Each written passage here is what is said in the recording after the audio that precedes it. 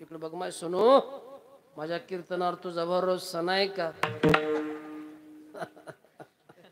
गोड ऐकत चांगला सांगतो विठ्ठला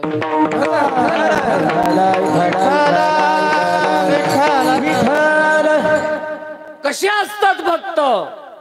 अद्वेष्टा सर्वभूतानां मैत्र करुण एवच निर्ममो निरहंकार सुख दुःख सुख क्षमी. अद्वेष्टा कोणाचा द्वेष करत नाहीत. ए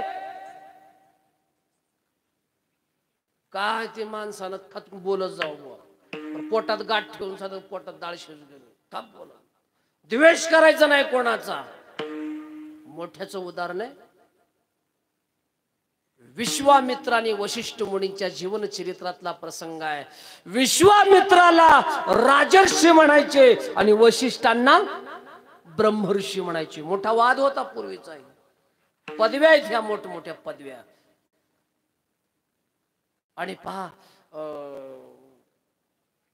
बरोबर वशिष्ठांना त्याच्याबद्दल काही वाटायचं नाही, परंतु विश्वामित्राला मात्र सारखं भग भग भग भग व्हायचं. मला का ब्रह्मर्षी म्हणत नाहीत, मला का ब्रह्मर्षी म्हणत नाहीत. मग शेवटी काय केलं विश्वामित्राने? त्या वशिष्ठांची मुलंच मारून टाकली. इकडे बघा, इकडे बघा, इकडे बघा, इकडे बघा, इकडे बघा, इकडे चालू जरा. तुम्ही तुमचं लक्ष माझ्याकडे केंद्रित आहे. विश्वामित्राने वशिष्ठाची मुलं मारून टाकले, परंतु चेहऱ्यावरची एकही छटा दुःखाची नाही, द्वेषाची नाही, कायम प्रसन्नता. मग तर काय विश्वामित्र आणखी जळायला लागले. काय करावं ह्या म्हाताऱ्याला? मग संबंधित नाश केल्यानंतर आता असं करूया, त्याला मारून टाकू. तो मेला की ते पद कुणाला? मला. मला म्हणजे मला नाही बरं का, हे पूर्वीपासूनच आहे.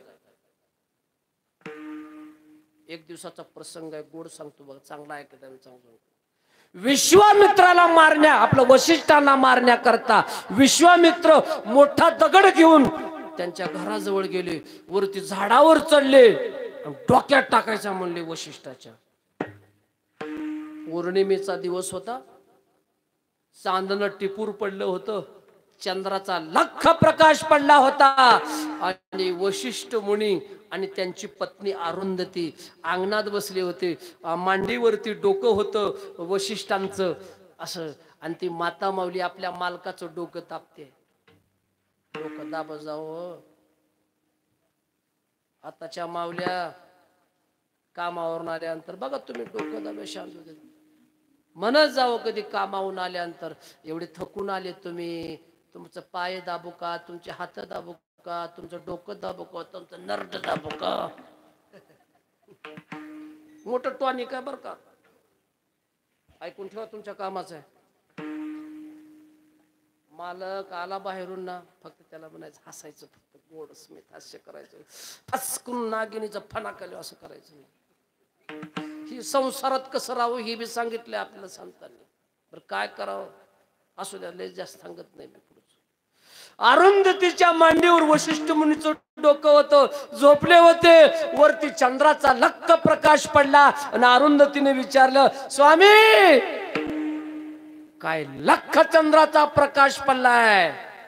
तोंडातून सहज वाक्य बाहेर पडलं की अरुंधती, कितीही लख प्रकाश असू दे चंद्राचा, परंतु माझ्या ब्रह्मर्षी विश्वामित्राच्या तपश्चर्याच्या पुढं फिकाच आहे लख चंद्राचा प्रकाश. पण तो झाडावर दगड घेऊन बसलाय मारण्याकरता. ओ झाडावरून उडी मारली, दगड फेकून दिला, अहंकार गलित गात्र झाला आणि लोटांगणच घातलं वशिष्ठ मुनीच्या चरणावर. याला म्हणायचं अद्वेष्टा. आशाला म्हणा भक्ताईसे जाना जय